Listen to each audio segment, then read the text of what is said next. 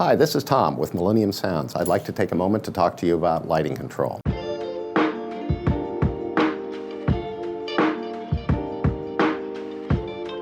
Briefly, I'd like to discuss the difference between wireless lighting control and panelized lighting control. In simple terms, obviously, panelized lighting control is the modules fit into a panel. We have an example of a panel over here.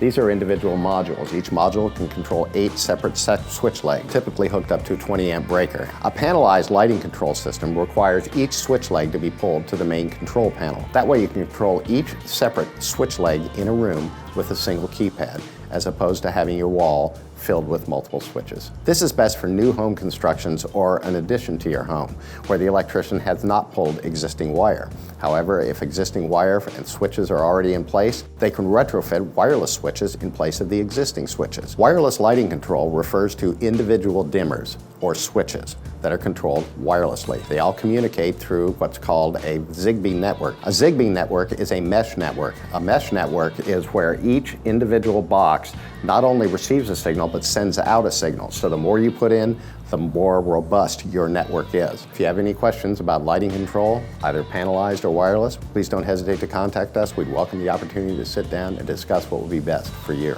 application. This has been Tom with Millennium Sounds. Please check out our social media, either Facebook, YouTube, or on LinkedIn.